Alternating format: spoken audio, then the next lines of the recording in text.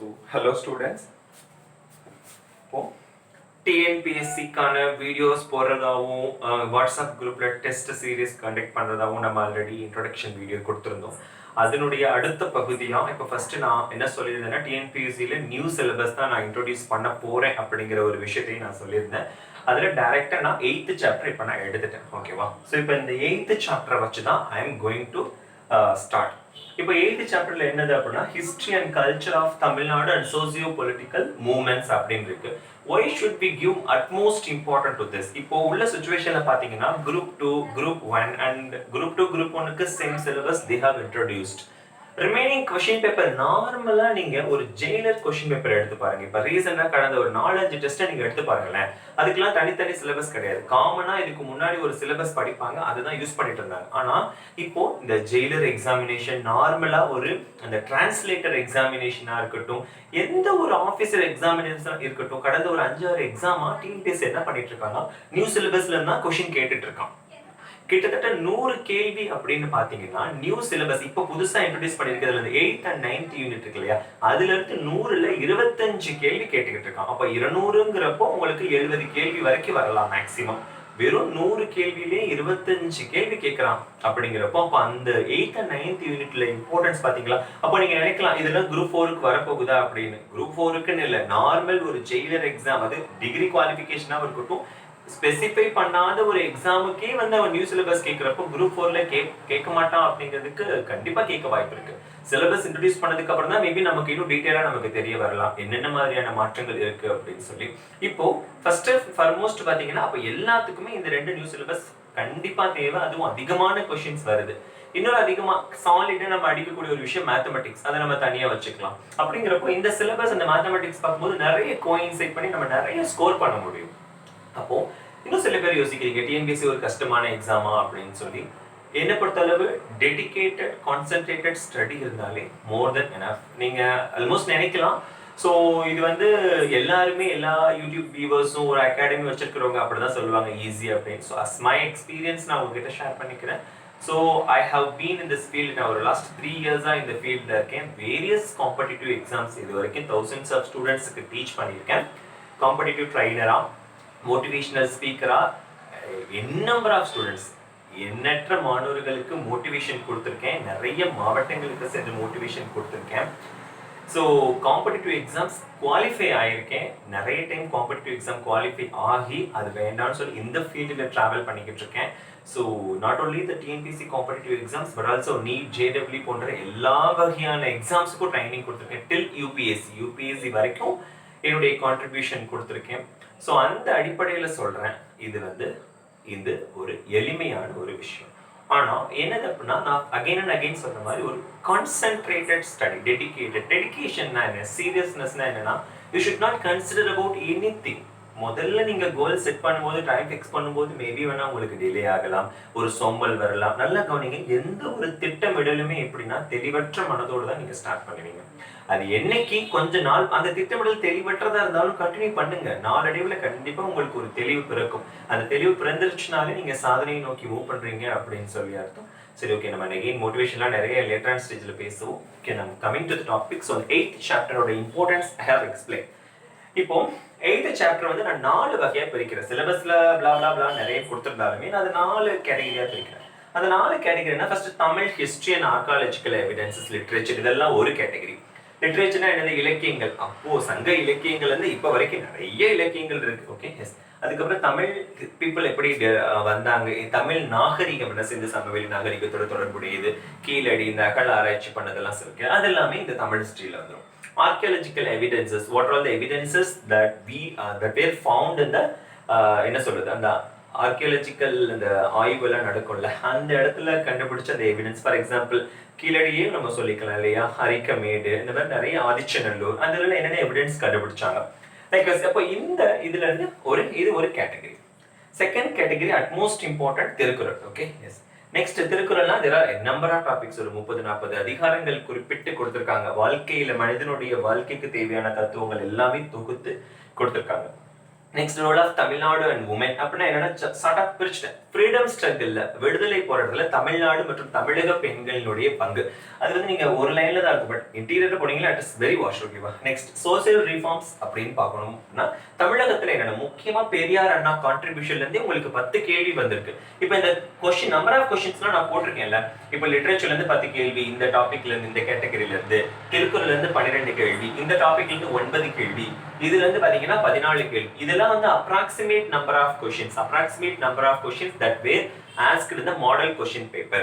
So as soon as பாத்தீங்கன்னா syllabus release பண்ண உடனேயே வந்து பாத்தீங்கன்னா கவர்மெண்ட் வந்து நமக்கு ஒரு டிஎன்பிஎஸ்சி வந்து ஒரு மாடல் கொஸ்டின் பேப்பர் ரிலீஸ் பண்ணுச்சு. அந்த மாடல் கொஸ்டின் பேப்பரை வந்து ஒரு கிளான்ஸ் எடுத்து பார்க்கும்போது இந்த மாதிரி ஸ்பிளிட் அப்ல இந்த 8th யூனிட்ல இருந்து கொஸ்டின் கேட்டிருந்தான்.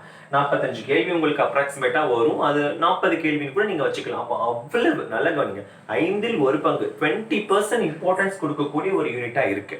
இது வந்து நீங்க அடுத்தடுத்து நடந்த தேர்வுகளையும் நீங்க இதை பார்க்க முடியும். ஓகேவா? தேர்வுகளை 20% இம்பார்ட்டன்ஸ் இந்த யூனிட்டுக்கு கொடுத்தது அப்பட்டமா நமக்கு தெரியும். நிறைய கொஸ்டின்ஸ் வந்து 8th and 9th தான் நமக்கு கேட்டிருந்தான். ஓகே, இப்போ முக்கியமா இந்த இதெல்லாம் பார்த்தது கடைசியா ஒரு விஷயம் பாத்தீங்களா, social reforms, Periyar, Anna, justice party, self respect movement, அதுக்கப்புறம் சில இம்பார்ட்டன்ட் தமிழ் லீடர்ஸ் அப்படி பாத்தீங்கன்னா சிங்காரவேலர் இருக்காரு, காமராஜர் இருக்காரு, இன்னும் நிறைய பேர் வருவாங்க. ஸோ ராஜாஜி இருக்காங்க. ஸோ இந்த மாதிரி தலைவர்கள்லாம் ஆரம்பத்துல என்னென்ன மாதிரியான விஷயங்கள் பண்ணாங்க அப்படின்னு சொல்லி ரிமைனிங் பாத்தீங்கன்னா லேட்டர் ஆன் ஸ்டேஜ்ல நம்ம கருணாநிதி, ஜெயலலிதா, எம்ஜிஆர் இவங்கெல்லாம் வந்து அடுத்த யூனிட்ல வருவாங்க. 9th யூனிட் இருக்கு இல்லையா, அவங்களுடைய அச்சீவ்மெண்ட்ஸ், அவங்க செஞ்ச விஷயங்கள் அடுத்த யூனிட்ல வரும். Okay, yes. ஸோ இப்போ இது syllabus orientation and its importance I have explained you. Okay,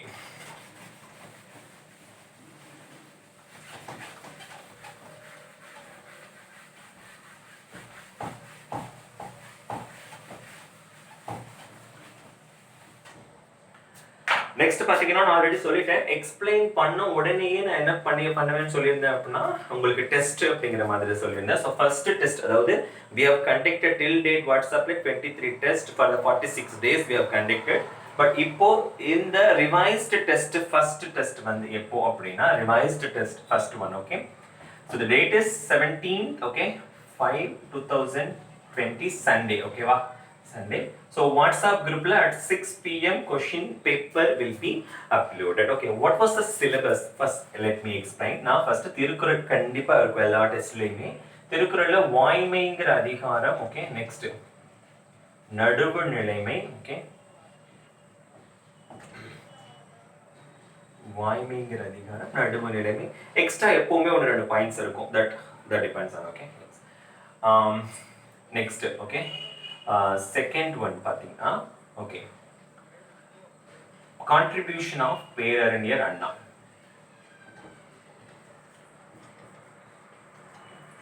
so அண்ணாவினுடைய கான்ட்ரிபியூஷன், அண்ணாவை பத்தி டீட்டெயிலா நம்ம பார்க்குற மாதிரி வரும். ஓகே, ஸோ இந்த அண்ணாவினுடைய கான்ட்ரிபியூஷன் பார்த்தீங்கன்னா இப்போ நம்ம இதுதான் ஸ்டார்ட் பண்ண போறோம். அடுத்த டெஸ்ட்டுக்கான சிலபஸ் நான் சொல்லிட்டேன். இப்போ இதை தான் நம்ம வந்து we are going to start. Okay, so இப்போ கான்ட்ரிபியூஷன் ஆஃப் அண்ணா தான் ஃபர்ஸ்ட் நான் அதில் உங்களுக்கு எடுக்க போறேன்.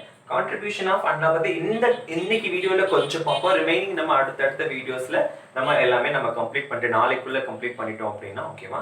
ஸோ ஃபர்தரா நம்ம 17 டெஸ்ட்டுக்கு ஃப்ரீ ஆயிடலாம். நீங்க இன்னும் நல்லா ப்ரிப்பேர் பண்ண முடியும். ஓகே, ஸோ ஃபர்ஸ்ட் அண்ணா அப்படின்னு எடுக்கிறோம். ஸோ அண்ணானாலே நமக்கு தெரிஞ்ச ஒரு விஷயம் டக்குன்னு ஞாபகம் வருது, என்னது CN அண்ணாதுரை அப்படின்னு பார்த்தோன்னு சொல்லுவீங்க இல்லையா, CN அண்ணாதுரை. இப்போ CN அண்ணாதுரை அப்படிங்கிற பேர் இருக்கட்டும். நமக்கு காமனா என்ன தெரியும் அப்படின்னா பேரறிஞர் அண்ணா தெரியும், அறிஞர் அண்ணா அப்படிலாம் நம்ம சொல்லுவோம். Yes, okay, that is a part. இப்போ அண்ணாவினுடைய ஃபர்ஸ்ட் ஸ்பெஷாலிட்டி CN அப்படின்னா என்ன, காஞ்சிபுரம். ஓகே, ஸோ இவர் பிறந்த ஊர் காஞ்சிபுரம். அதே காஞ்சிபுரம்னு எழுதுறாங்க அப்படின்னா அப்போ அவர் பிறக்கிறப்போ காஞ்சிபுரம்னு சொல்ல மாட்டாங்க. ஓகேவா? ஸோ காஞ்சிபுரம்னு சொல்ல மாட்டாங்க, இட் இஸ் கால்டு காஞ்சிபுரம். அதனாலதான் சிங்கிற டேர்ம் வருது. அண்ட் இவருடைய அப்பா பாத்தீங்கன்னா நடராஜன். ஓகே, ஸோ அதனால என் வருது. Okay, yes. ஸோ CN அண்ணாதுரைக்கான எக்ஸ்பிளனேஷன். அண்ட் தென் இவங்களுடைய அம்மா பாத்தீங்கன்னா பங்காரம்மாள். பங்காரம்மாள் இவருடைய அம்மா, அண்ணாவினுடைய அம்மா. இவருக்கு ஒரு சிஸ்டர் இருக்காங்க, ராஜாமணி அப்படிங்கிறவங்க. ஸோ இவங்க வந்து சிஸ்டர். ஓகேவா? எஸ். ஸோ அறிஞர் அண்ணா பாத்தீங்க அப்படின்னா 15 செப்டம்பர். ஓகேவா? செப்டம்பர் 15 அப்போ 15 செப்டம்பர் 1909ல பிறக்கிறாரு, காஞ்சிபுரம்ல பிறக்கிறாரு. ஸோ இவர் பிறந்ததுல இருந்தே பாத்தீங்கன்னா மேக்சிமம் இவர் வளர்ந்தது எல்லாமே தன்னுடைய சிஸ்டர் கிட்ட தான். ஓகேவா, ராஜாமணிங்கிற தன்னுடைய சிஸ்டர் தான் அண்ணாவை வந்து வளர்க்குறாங்க. ஸோ இவர் வளர்க்கும் போது என்ன ஆக்குறாரு அப்படின்னா, இவர் மாணவ பருவத்தில் இருக்கும்போது கிட்டத்தட்ட அட் தி ஏஜ் ஆஃப் 21லயே வந்து என்ன ஆயிருது அப்படின்னா மேரேஜ் ஆயிருது. ஓகேவா, மேரேஜ் வந்து யாரு கூட ஆகுதுன்னா ராணி அப்படிங்கிற கூட மேரேஜ் ஆயிருது. அப்ப அவர் ஒரு ஸ்டூடெண்டா தான் இருக்காரு. அதுக்கு முன்னாடி ஆக்சுவலா அந்த மேரேஜுக்குலாம் முன்னாடியே என்ன ஆகும் அப்படின்னா, இவருடைய குடும்ப சூழல் காரணமா ஆக்சுவலா இவர் பச்சைப்பா கல்லூரியில ஹை ஸ்கூல்ல படிச்சுட்டு இருப்பாரு, மேல் உயர்நிலை பள்ளியில. ஆனா அந்த Pachaiyappa high school okay Chennai தான், எல்லாமே சென்னை தான். ஓகேவா, பச்சைப்பா ஹை ஸ்கூல் சென்னையில படிச்சுட்டு இருப்பாரு. ஆனா என்ன ஆகும் அப்படின்னா, குடும்ப சூழல் காரணமாக எக்ஸ்ட்ரா படிப்பு தொடர முடியாத ஒரு சுச்சுவேஷன் வரும். அதனால என்ன பண்ணுவாருன்னா, படிப்பை பாதியிலேயே நிறுத்திட்டு ஓகே முனிசிபல் ஆபீஸுக்கு ஓகே சென்னை முனிசிபல் ஆபீஸ்ல ஒரு கிளர்க்கலா வேலைக்கு போவார். ஓகேவா, முனிசிபல் ஆபீஸ்ல ஒரு கிளர்க்கா வந்து ஜாயின் பண்ணுவார் கொஞ்ச நாள், ஒரு ஃபினான்சியல் சுச்சுவேஷன் சமாளிக்கிறதுக்காக. ஓகே, அண்ட் தென் என்ன பண்ணுவாரு அப்படின்னா, ஒரு வழியை எப்படியாவது ஸ்கூலிங்ஸ் எல்லாமே கம்ப்ளீட் பண்ணி பச்சையப்பா காலேஜ்லயே நல்ல சென்னையில இருக்கிற பச்சையப்பா காலேஜ்லயே 1934ல என்ன பண்ணுவாரு அப்படின்னா பிஏ டிகிரி வாங்கிடுவாரு. வாங்கின உடனே என்ன பண்ணுவாருன்னா, அதே பச்சையப்பா ஹை ஸ்கூல் இருக்கு இல்லையா, அங்க ஸ்கூல்ல வந்து அந்த பச்சையப்பா ஸ்கூல்லயே வந்து என்னன்னா இங்கிலீஷ் டீச்சரா ஜாயின் பண்ணுவார். ஓகேவா, ஆங்கில ஆசிரியரா ஜாயின் பண்ணுவார். பட் அவருக்கு வந்து டீச்சிங்ல அந்த அளவுக்கு இன்ட்ரெஸ்ட் இருக்காது. ஏன்னா அப்ப இருக்கிற எமர்ஜிங் ட்ரெண்ட் பாத்தீங்கன்னா, பொலிட்டிக்ஸ் பாத்தீங்கன்னா ரொம்ப ஒரு எமர்ஜிங் ட்ரெண்ட். எல்லா விடுதலை கொடுக்கக்கூடிய ஒரு 10 வருடம் தான், இதுக்கப்புறம் நமக்கு விடுதலை கிடைச்சிருச்சு. அப்போ ரொம்ப எமர்ஜிங் ஃப்ரீடம் ஸ்ட்ரகிள். அப்போ அவருக்கு வந்து நாட்டுப்பற்ற மேல அதிகமான தீவிரம் வருது. அவரால் வந்து ஒழுங்கா அந்த இங்கிலீஷ் டீச்சரா இருக்க முடியல. ஐ மீன் ஒரு ஃபுல் எஃபர்ட்டை வந்து அந்த இடத்துல போட முடியல. பட் அவர் என்ன பண்றாரு அப்படின்னா, இதுல இருந்து ரிலீஃப் ஆகி ஜேர்னலிசம்ல ஸ்டார்ட் ஆகி அதுக்கப்புறம் பாலிடிக்ஸ்ல என்ட்ரி கொடுக்குறாரு. இது தனி. இப்போ இதுக்கப்புறம் என்ன படிச்சாருன்னா 1934ல பிஏ முடிச்சா அவர். அதுக்கப்புறம் MA okay economics and politics. ஓகேவா, இந்த 2 டிகிரியுமே எங்க முடிச்சாருன்னா அதே பச்சையப்பா காலேஜ்ல தான் முடிக்கிறார். ஓகே, ஸோ பச்சையப்பா காலேஜ்லயே முடிக்கிறாரு. ஸோ ஃபர்தரா இன் ஃபியூச்சர்ல என்ன நடக்குது அப்படின்னா, இப்போ பாலிடிக்ஸ்ல என்ட்ரி ஆகணும். இப்போ ஒரு பாலிடிக்ஸ்ல என்ட்ரி ஆகிறதுக்கு முன்னாடி இன்னும் சில விஷயங்கள் நமக்கு தெரியணும். ஓரளவு என்ன விஷயம் அப்படின்னா, இவர் என்ன மாதிரியான ரிலீஜியஸ் வியூ இவருக்கு இருந்துச்சு அப்படின்னு சொல்லி. ஸோ மதம் சார்பான ஒரு வியூ. Okay, religious view. இவர் பொறுத்தளவு பாத்தீங்கன்னா நமக்கு நல்லாவே தெரியும், திராவிட கட்சியினுடைய ஒரு வேர் இவரும் அப்படிங்கிறப்போ பெரியார் மாதிரி இவரும் அப்படிங்கிறப்போ இவர் வந்து கண்டிப்பா திராவிட கட்சினாலே நமக்கு என்ன தெரியும் அப்படின்னா நாத்திக கட்சி அப்படின்னு தெரியும். ஆனா இவர் வந்து நாத்திக கொள்கையை அதிதீவிரமா பின்பற்றினாரானா கண்டிப்பா இல்லைன்னு தான் சொல்லணும். ஏன்னா இவருடைய வியூ எப்படி இருந்துச்சுன்னா, இவர் ஓப்பனாவே அனௌன்ஸ் பண்ணாரு, என்னதான் திராவிட கட்சியை சார்ந்திருந்தாலுமே இவர் என்ன சொன்னாரு, ஒன்லி ஒன் ரேஸ். ஓகே, ஒன்றே குலம் ஒருவனே தேவன் சொல்லுவாங்க. Like so only one god. Okay, அந்த ஒரு கான்செப்டை இவர் கொண்டு வந்தாரு. ஆனா இவர் செக்யூலரிசமா தான் இருந்தார், அதாவது மதச்சார்பின்மையோட தான் இருந்தார். இப்போ என்னதான் வந்து ஒன்லி ஒன் காட் அவருடைய நம்பிக்கையா இருந்தாலும் மதச்சார்பின்மை எப்படி வெளிப்படுத்துறாருன்னா, கூட்டத்துல தானாவே முழங்கிருக்காரு. எப்படின்னா, நான் வந்து திருநீறு அணியாத ஒரு ஹிந்து, அதே மாதிரி வந்து என்னது அந்த ஹோலி கிராஸ் சொல்லுவாங்கல்ல, இந்த சிலுவை, அந்த சிலுவை அணியாத ஒரு கிறிஸ்தவன், அண்ட் அந்த பிரேயர் பண்ணும்போது தொழுகையின் போது தலைப்பாகை அணிவாங்க, தலைப்பாகை அணியாத ஒரு முஸ்லீம் அப்படின்னு சொல்லி தன்னைத்தானே அவர் வந்து சொல்லியிருக்காரு. அப்படிங்கிறப்ப நமக்கு அவருடைய செக்யூலர் வியூ நமக்கு தெரிய வருது. இது எல்லாமே அவர் சொன்ன விஷயங்கள். இன்னும் என்ன ஒரு கட்டத்துக்கு மேல போய் என்ன சொல்லியிருக்காருன்னா, அவர் வந்து மூட நம்பிக்கைகளை மட்டும்தான் எதிர்த்தாரு, சூப்பர்சிசியஸ் பிலீஃபை தான் எதிர்த்தாரே தவிர மக்கள் வந்து மக்களுடைய ஸ்பிரிச்சுவல் வேல்யூஸ் எதிர்க்கவே இல்லை. ஸ்பிரிச்சுவல் வேல்யூஸ்னா இப்ப எனக்கு கடவுள் நம்பிக்கை அதிகமா இருக்குன்னா அதை அவர் எதிர்க்கல. அவர் எதிர்த்த ஒரே விஷயம் மூட நம்பிக்கை.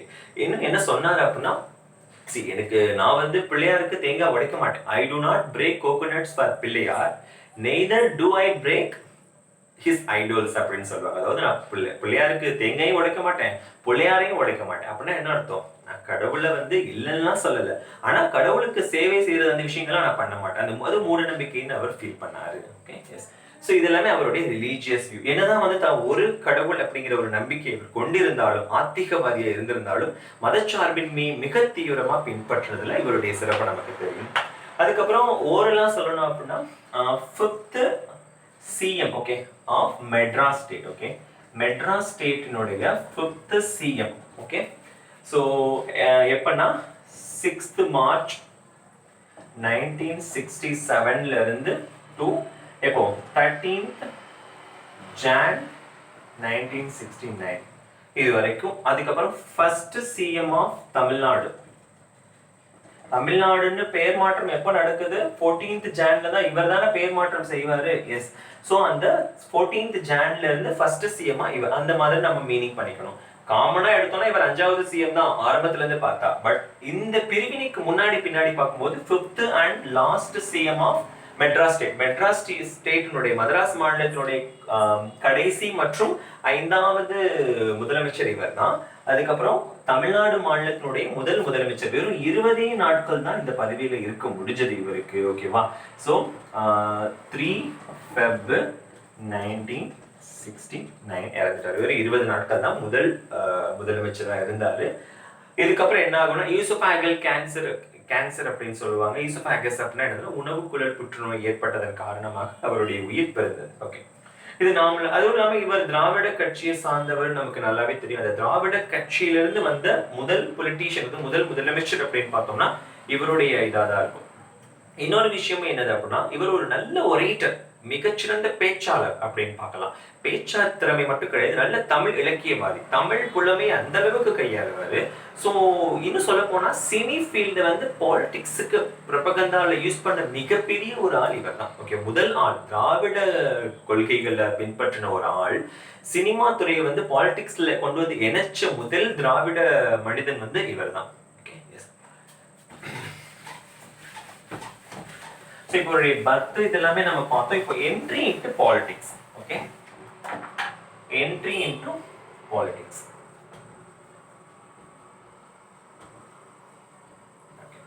ஸோ பாலிடிக்ஸ்க்கு எப்படி என்ட்ரி கொடுக்குறாரு அப்படின்னு பார்க்குறோம்.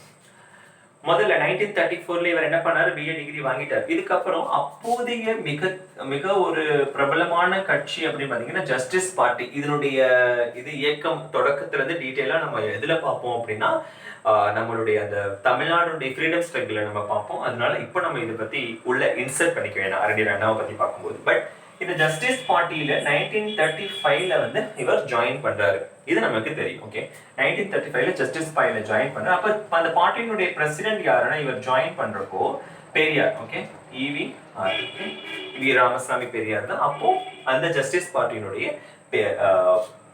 பிரசிடெண்டா இருக்காரு. ஓகே, இதுக்கப்புறம் இப்ப இந்த 1935ல ஜாயின் பண்ணதுக்கு அப்புறம் கொஞ்சம் கொஞ்சமா அவருடைய அந்த பேச்சாற்றல் எல்லாத்துலயுமே பார்ப்பாங்க.